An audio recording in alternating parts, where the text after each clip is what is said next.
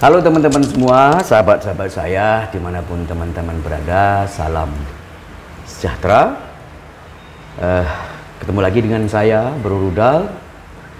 Jaga kesehatan ya teman-teman semuanya, kesehatan penting. Ikutin protokol kesehatan. Saya tadi pakai masker tadi, pasti saya copot teman-teman. Seperti biasanya saya kebetulan senang dan duduk-duduk nongkrong di bar kopi sambil ngopi teman-teman ya, kopi pahit, hilang pusing saya kalau sudah ngopi teman-teman semua.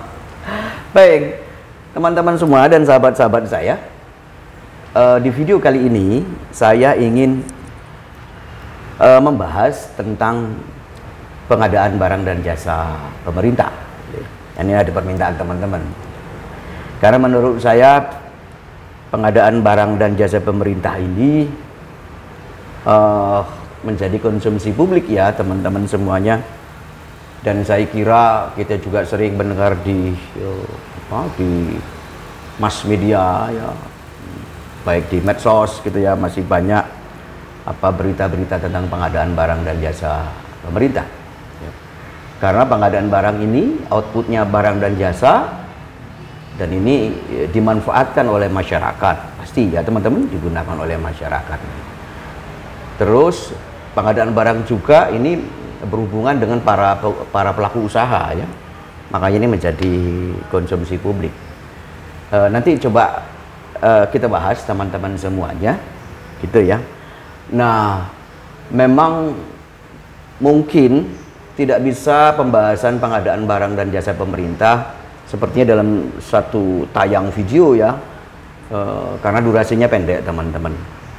Untuk itu saya akan coba membuat video yang berseri gitu ya kan, per tema nanti teman-teman. Harapan saya bahwa dengan video yang berurut ini pemahaman teman-teman jadi utuh ya kan, khususnya teman-teman yang memang tertarik dan berminat untuk memahami pengadaan barang dan jasa pemerintah gitu ya teman-teman.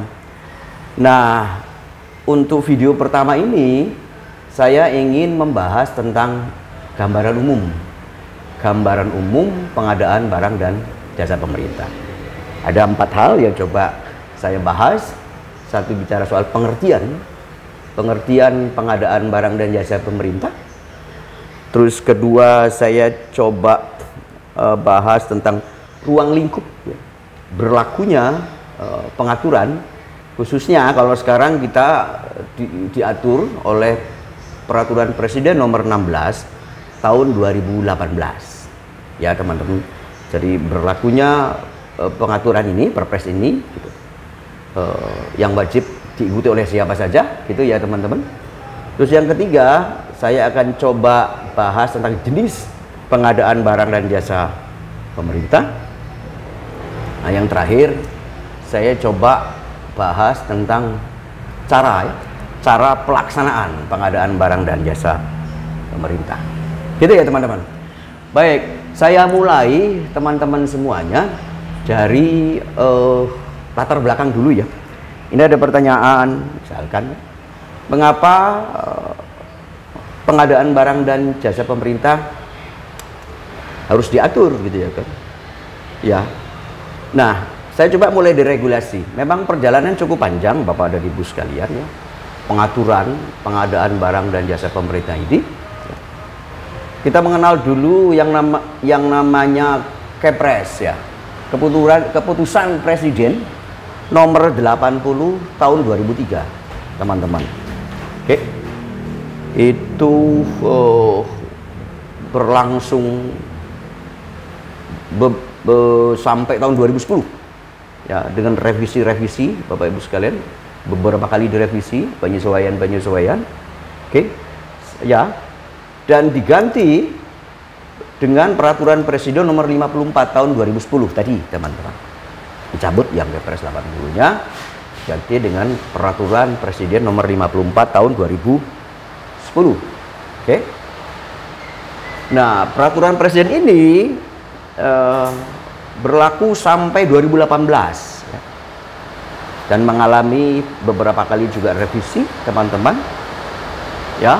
Jadi di 2018 dicabut, diganti dengan Peraturan Presiden nomor 16 tahun 2018. Dulu teman-teman yang namanya KPS 80 tebal segini teman-teman, ya tebal. Ya. PPS 54 juga masih saya kira ya. Nah, yang Perpres 16 enggak, sudah tipis perpresnya.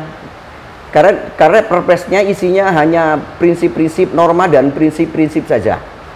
Teknisnya diatur oleh peraturan kepala LKPP, Perka LKPP. Ada 13 Perka plus peraturan Permen PUPR ya, peraturan Menteri PUPR khususnya tentang jasa konstruksi. Ada Permen PUPR nomor 14 tahun 2020. Standar dan pedoman gitu ya. Pengadaan jasa konstruksi melalui penyedia. Itu khusus untuk konstruksi gitu ya kan. Oke. Nah, kalau di Papua juga diatur spesifik teman-teman. Saya lupa nama perpres aja di Papua. Spesifik diatur di sana, ada kekhususan diatur di sana. Oke, gitu ya teman-teman semuanya gitu kan tentang perjalanan pengaturan regulasi ya. Untuk menjawab mengapa perlu diatur tadi gitu ya kan. Oke, saya mulai dari regulasi dulu. Nah, teman-teman semuanya ketika bicara mengapa, alasannya satu teman-teman. Alasannya satu maksud saya. Satu, bahwa pengadaan barang itu bagian dari pengelolaan keuangan negara. Ya. Kita tahu teman-teman bahwa belanja negara ya, di APBN, gitu ya kan. Mungkin di APBD juga teman-teman, yaitu di belanja barang dan jasa dan belanja modal ya. Jenis belanja barang dan belanja modal itu volumenya cukup besar teman-teman, ya, cukup besar. Jadi melibatkan uang negara yang cukup besar yang digunakan untuk pengadaan barang dan jasa. Sehingga ini perlu dikelola dengan baik dengan prinsip-prinsip good governance tentunya ya teman-teman, dan akuntabilitas gitu ya. Satu itu teman-teman. Yang kedua teman-teman semuanya, bahwa pengadaan barang ini yang dilakukan oleh pemerintah ini bagian dari pelayanan publik tentunya ya teman-teman. Nah, bicara pelayanan publik teman-teman, bahwa pemerintah memberikan ada 3 pelayanan yang diberikan pemerintah, yaitu satu penyediaan barang fisik ya. Jalan, jembatan, sekolah, terminal, pasar gitu ya teman-teman ya, fisik. Ada non fisik. Non fisik itu berkaitan dengan pelayanan di pendidikan, di kesehatan ya, gitu teman-teman, dan lain-lain gitu ya. Yang ketiga administratif gitu kan. Ini terkait dengan legislasi ya, pengaturan ya teman-teman gitu ya kan. KTP ya kira-kira, terus apa lagi?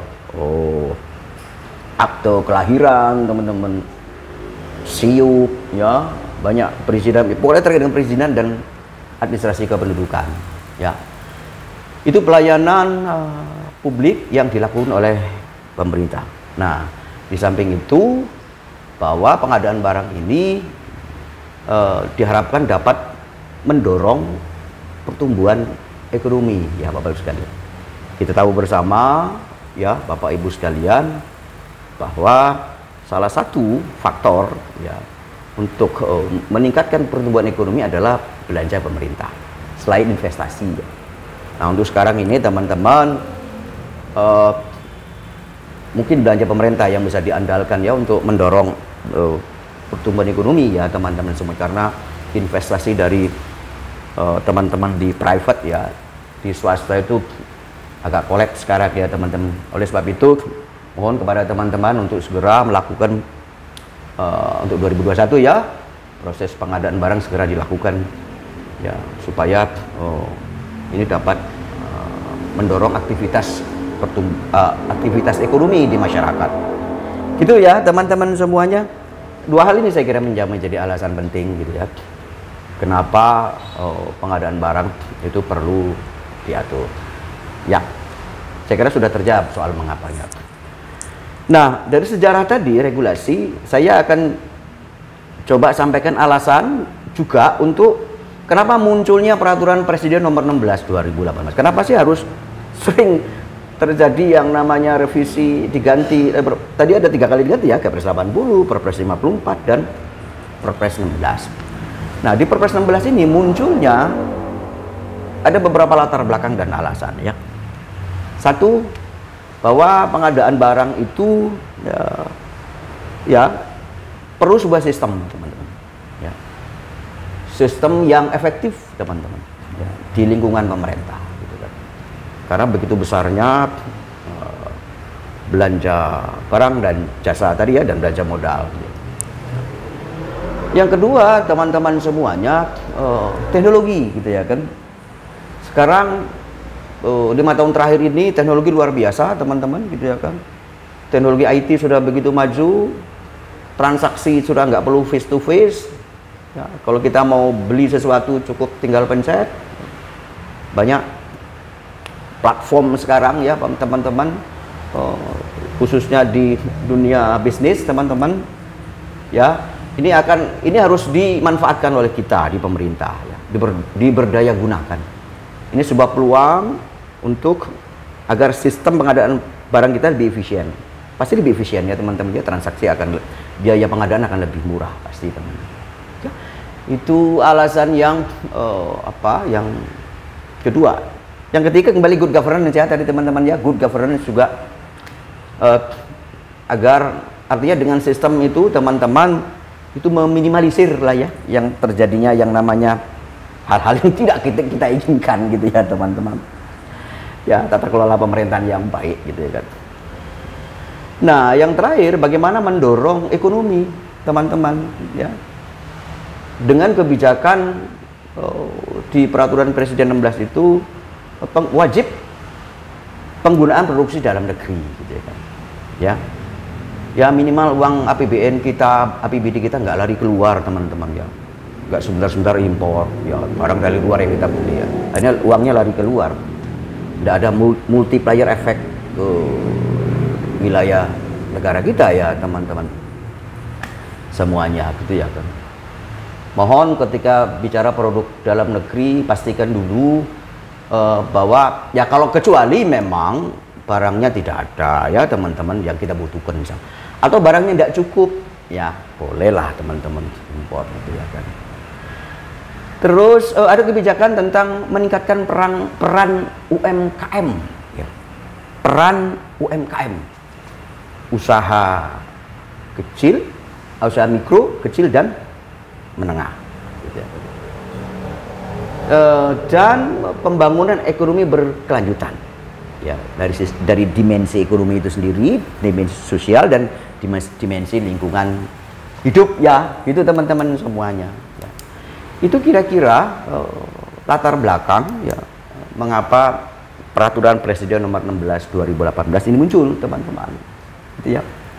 Ya, mudah-mudahan ini sudah cukup menjawab mengapa pengadaan barang perlu diatur.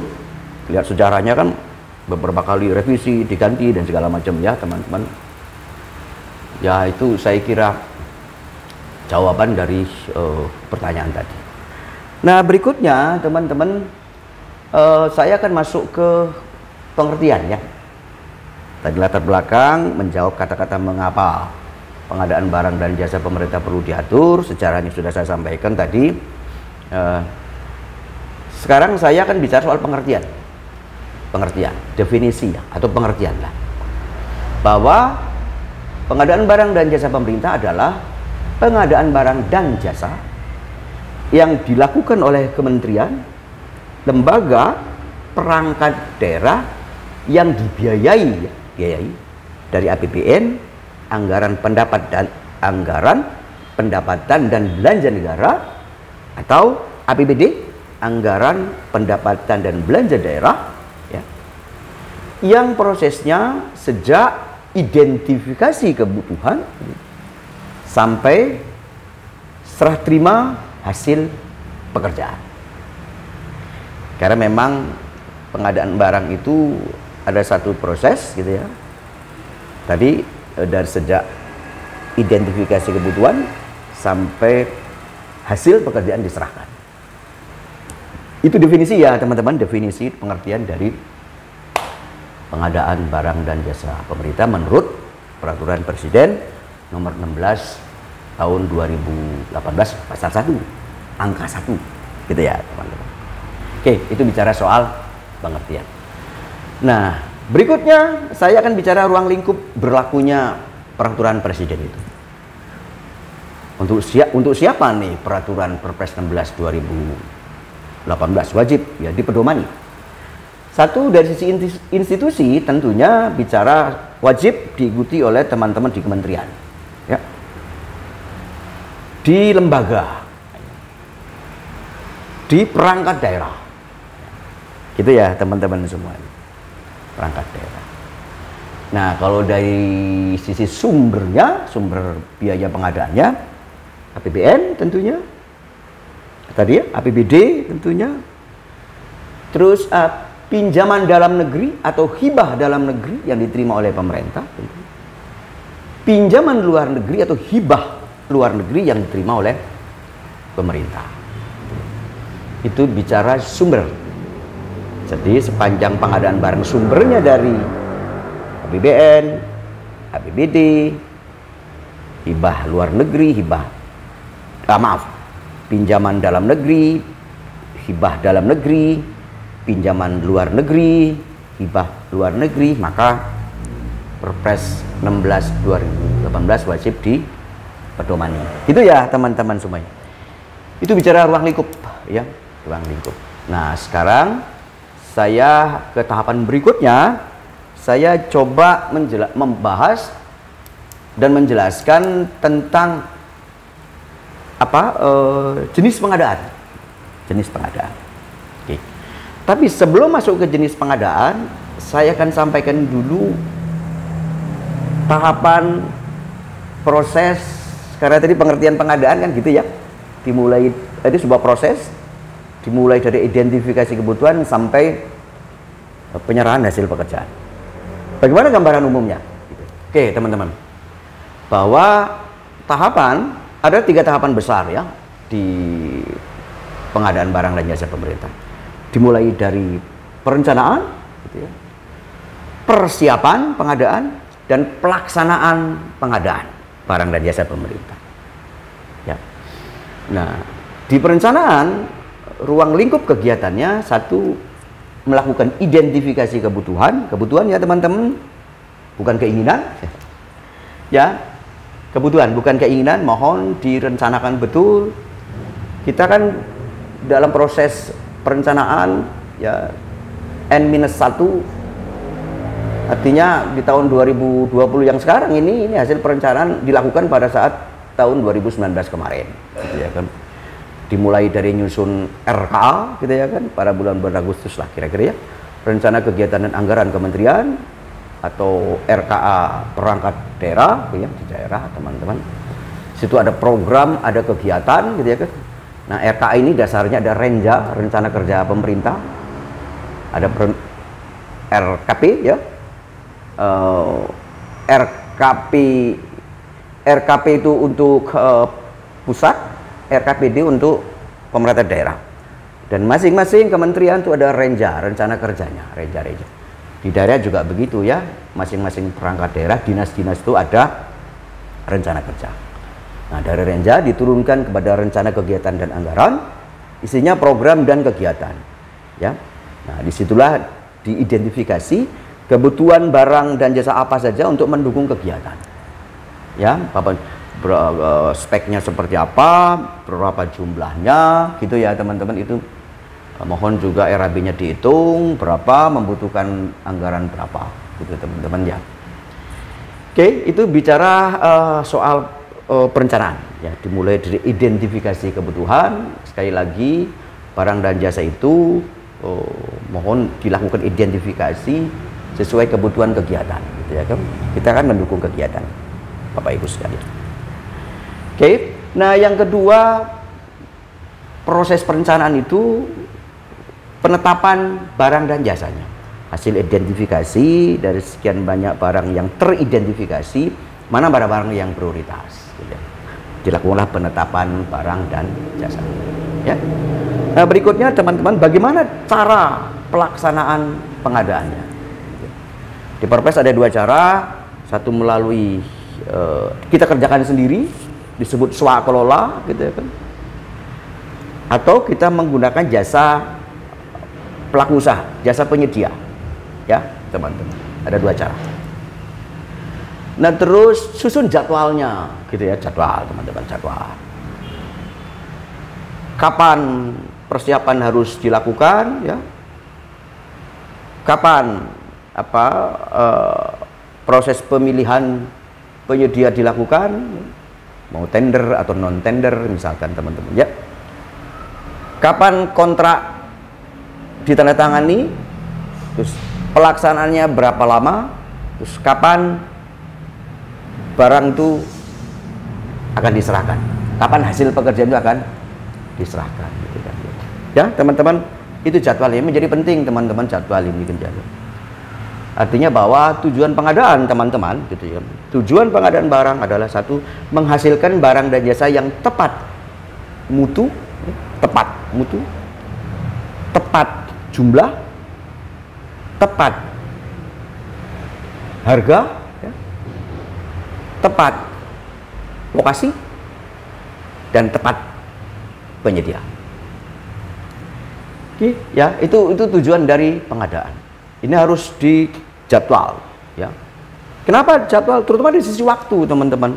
Ya, ini yang sering sekali di pengadaan barang dan jasa pemerintah kita tidak tepat waktu, teman-teman.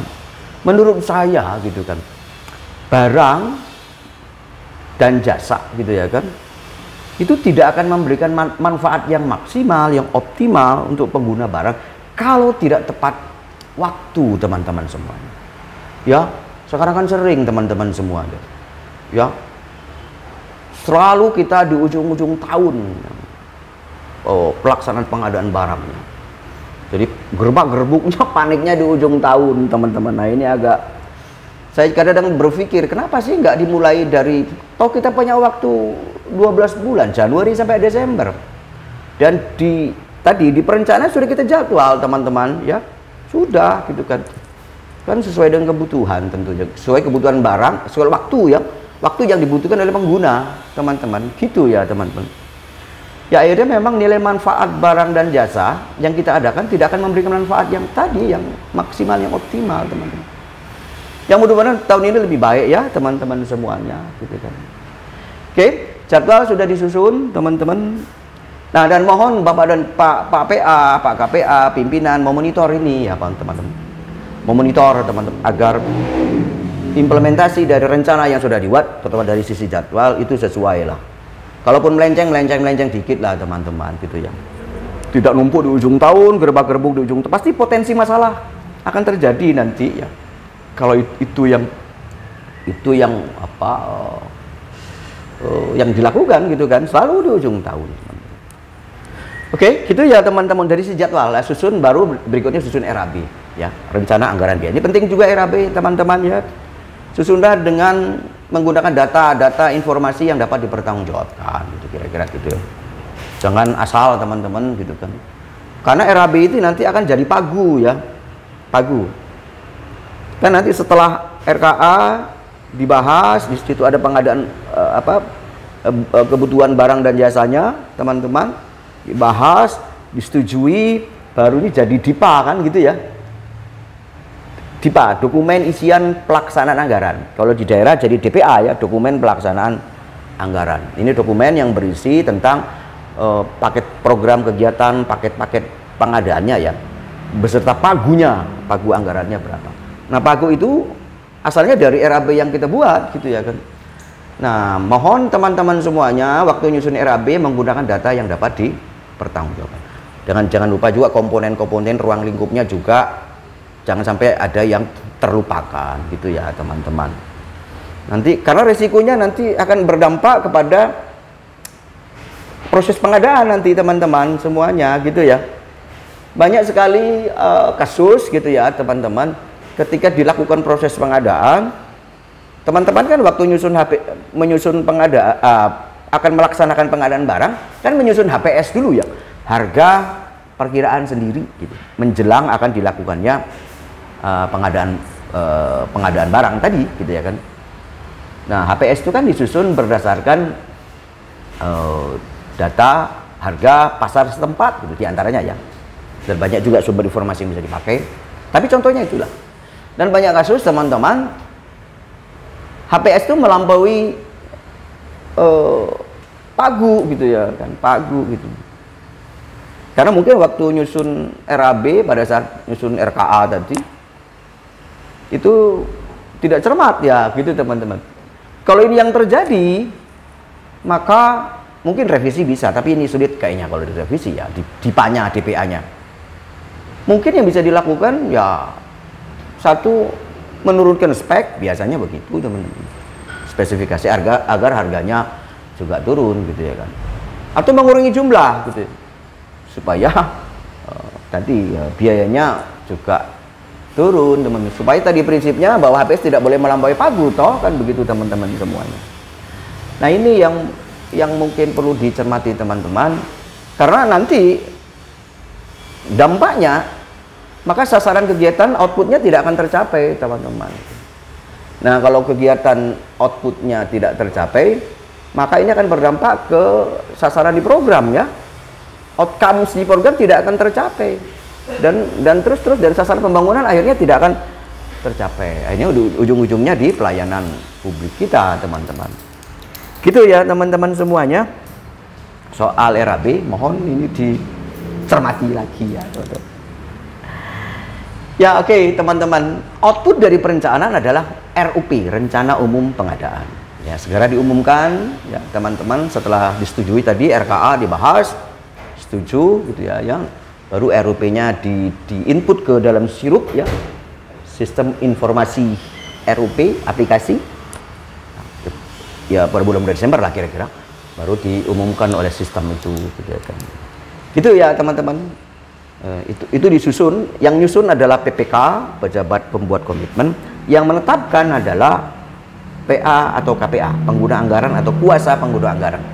Mungkin teman-teman yang di luar pemerintah nanti ada video sendiri yang mencoba membahas tentang pelaku-pelaku pengadaan ya. Tapi kalau teman-teman di pemerintahnya sudah paham nih. Ada pelaku pengadaan ya, pengguna anggaran, kuasa pengguna anggaran, ada PPK, ada Pokja ya, Pokja pembelian, ada agen pengadaan ya teman-teman, ada pejabat pengadaan dan sebagainya. Nanti coba kita bahas di video yang lain ya teman-teman, mungkin yang di luar pemerintahan. Ini terkait dengan para pelaku pengadaan. Gitu ya teman-teman semuanya. Nah, ini perencanaan. Dan terus masuk ke tahapan berikutnya itu persiapan. Artinya setelah DIPA-nya diterbitkan, ditetapkan, ditandatangani oleh otoritas keuangan ya. Di daerah DPA-nya juga DPA ya, DIPA dan DPA yang di daerah juga begitu. Maka tahapan berikutnya adalah masuk ke persiapan gitu ya. Apa kegiatan di persiapan itu, ruang lingkupnya? Satu, menetapkan harga perkiraan sendiri. Dimulai spesifikasi dulu teman-teman. Spesifikasi dulu ya teman-teman, spesifikasi. Terus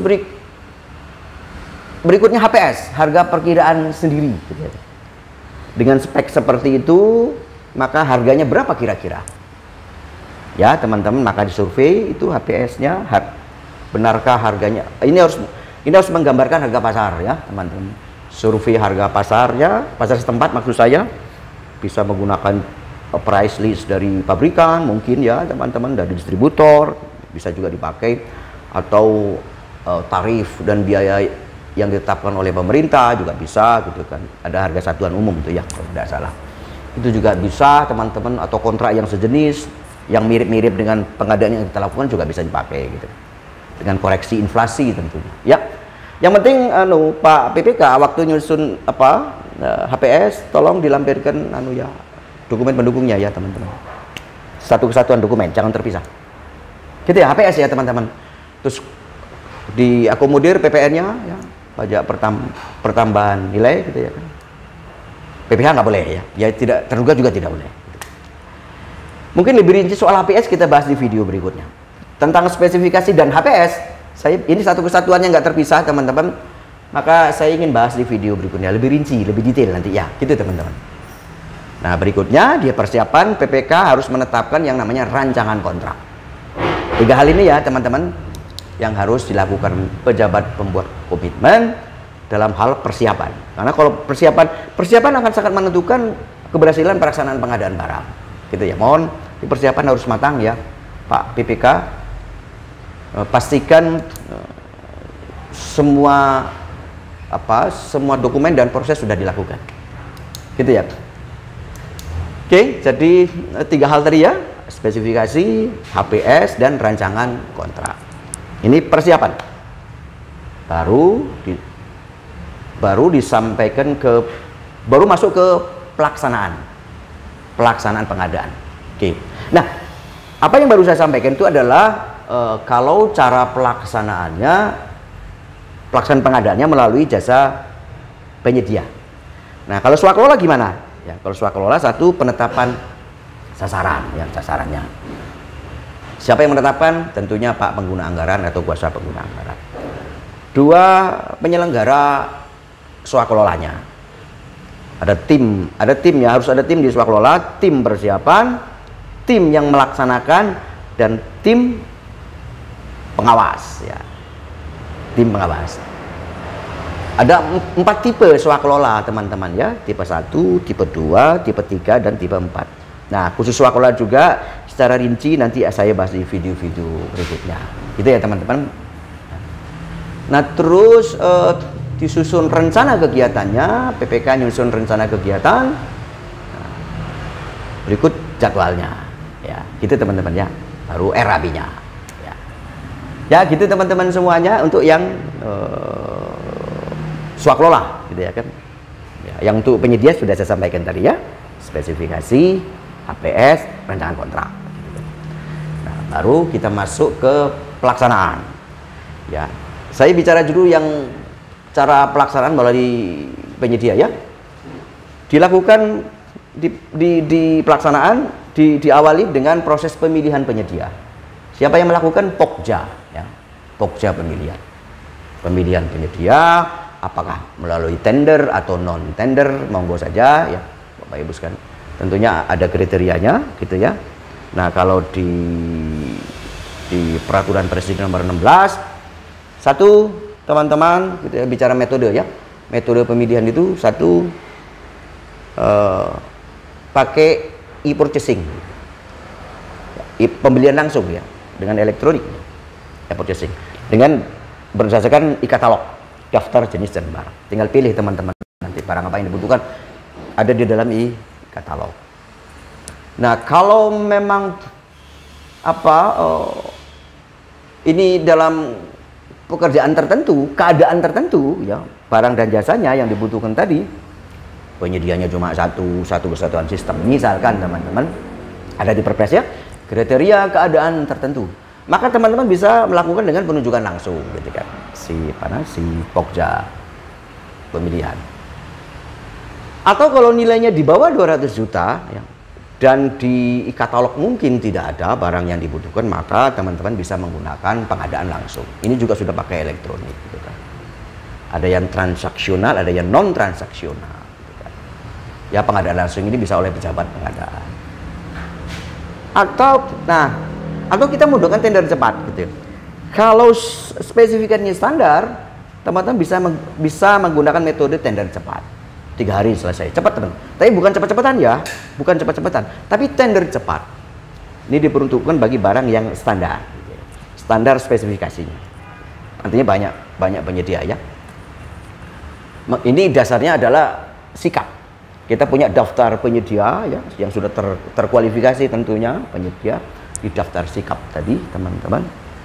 Jadi tender cepat itu nanti penyedianya adalah penyedia yang ada di dalam daftar sikap tadi. Sistem informasi penyedia, sistem informasi dan kinerja penyedia. Nah, terakhir baru kalau itu juga tidak, maka kita menggunakan yang namanya tender tadi ya. E-tendering tadi, tender elektronik kita. Nah, ini membutuhkan waktu yang cukup lama ya, hampir 17 hari sampai 20 hari lah yang pasca kualifikasi. Kalau yang pakai pra kualifikasi tadi barangnya kompleks misalkan, maka cukup panjang ya, hampir 30 hari lebih ya teman-teman. Cukup panjang. Itu terakhir ya teman-teman. Itu saya kira bicara metode pemilihan penyediaannya gitu kan ya.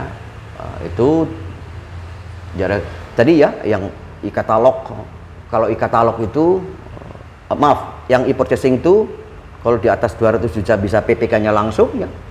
Tapi di bawah 200 juta ke bawah maka itu oleh pejabat pengadaan yang melakukan prosesnya e-purchasing.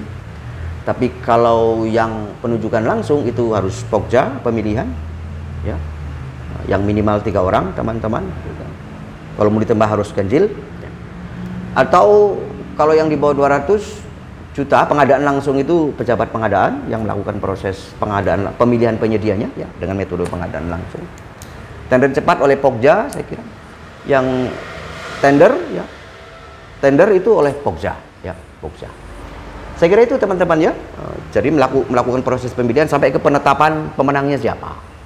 Gitu. Ya, sampai di situ teman-teman ya. Proses pemilihan. Ya, hasilnya adalah penetapan pemenang. Pemenangnya siapa. Oke, nah setelah itu baru dikembalikan lagi ke Pak PPK hasilnya, hasil proses pemilihan tadi sampai ke penetapan pemenang. Ya, PPK kalau setuju maka dilanjutkan ke surat penunjukan gitu ya kan teman-teman. Ya.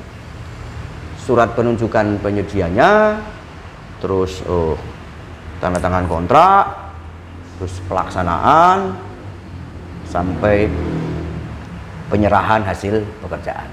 Ya, kalau yang itu yang melalui jasa penyedia. Tapi kalau swakelola ya tentunya dimulai dari penetapan penyelenggaranya tadi ya teman-teman. Kedua pelaksanaan, baru pembayaran teman-teman, baru pelaporan dan penyerahan hasil pekerjaan dan pelaporan dan pertanggungjawaban. Gitu ya teman-teman semuanya, itu gambaran umum ya. Nah, rincinya nanti akan saya bahas di video-video berikutnya. Gitu ya teman-teman. Oke, itu gambaran umumnya. Saya tadi posisinya pada jenis barang dan jasa. Gitu. Pemerintah di Perpres 16 mengelompokkan, ya, artinya pengadaan barang dikelompok menjadi 4 kelompok, yaitu barang, pekerjaan konstruksi, jasa konsultansi, dan jasa lainnya. Gitu ya teman-teman ya. Barang itu setiap benda bergerak maupun tidak bergerak, berwujud maupun tidak berwujud yang langsung dapat dipakai, diperdagangkan, dimanfaatkan gitu kira-kira oleh pengguna barang dan jasa. Barang ya teman, maaf. Nah, sedang pekerjaan konstruksi adalah keseluruhan atau sebagian pekerjaan pembangunan, pengoperasian, pemeliharaan ya. Dan pembongkaran atau pembangunan kembali bangunan ya, bangunan. Jadi semua terkait dengan bangunan, jalan, jembatan, gedung, dam, bendungan ya teman-teman, itu termasuk dalam dan lain-lain gitu ya kan, itu dari masuk dalam pekerjaan konstruksi. Oke. Sekarang jasa konsultansi ada jasa layanan profesional yang membutuhkan keahlian di berbagai bidang keilmuan yang mengutamakan olah pikir atau brainware. Gitu teman-teman. Ini tenaga ahli yang kita beli ya teman-teman. Contohnya mungkin studi, kajian. Kan sebelum menyusun peraturan perundang ada namanya studi naskah akademis, itu membutuhkan tenaga ahli ya. Teman-teman itu juga bisa jasa apa lagi ya? Pemetaan udara gitu termasuk jasa itu sih. Jasa perencanaan gedung ya. Ya. Di konstruksi di konsultan di jasa konsultannya itu konsultan menggambar perencanaan gedung dan jasa pengawasan teman untuk mengawasi pekerjaan kontraktornya ya konsultan teman-temannya jasa konsultansi. Nah jasa lainnya sedangkan jasa lainnya adalah jasa selain jasa konsultan tadi ya adalah atau jasa layanan profesional yang membutuhkan keterampilan ya, atau metode khusus yang sudah dikenal dalam dunia bisnis tata kelolanya, di mana tata kelola ini akan menyelesaikan satu pekerjaan gitu ya. Ini banyak ini jasa transportasi, jasa perhotelan ya, jasa penyewaan, termasuk apalagi cleaning service itu termasuk juga. event organizer termasuk jasa lainnya ya teman-teman gitu, dan lain-lain, banyak jasa lainnya. Saya kira itu ya 4 kelompok teman-teman ini untuk memudahkan nanti kita untuk mencari penyedianya, kelompok penyedianya. Kan penyedia itu ada bidang-bidang usahanya ya teman-teman. Di surat izin usaha mereka itu ada perdagangan, ada konstruksi, ada konsultan gitu ya teman-teman. Oke, itu saya kira karena harus tepat penyedia ya teman-teman, tepat penyedia, maka perlu kita kelompok-kelompokkan. Begitu teman-teman semuanya ya, gambaran umum tentang pengadaan barang dan jasa pemerintah. Nanti kembali akan saya buat lagi video-video berikutnya, tapi saya coba berurut teman-teman supaya pemahaman teman-teman utuh gitu. Demikian, mohon maaf kalau ada yang kurang, barangkali ada yang teman-teman yang kurang memahami bisa dikomen, atau saya bisa dikoreksi teman-teman ya, barangkali ada pemahaman kita yang berbeda. Terima kasih kalau dikoreksi. Jangan lupa like supaya semangat di videonya teman-teman. Like, subscribe. Ini orang tua gini teman-teman. Subscribe, like kalau suka, komen monggo. Saya senang ya Bapak Ibu sekalian kalau mau dikoreksi. Terima kasih. Karena manusia tidak terlepas dari kesalahan. Kesempurnaan hanya milik Tuhan Allah Subhanahu wa taala. Terima kasih, salam, sampai ketemu di video berikutnya.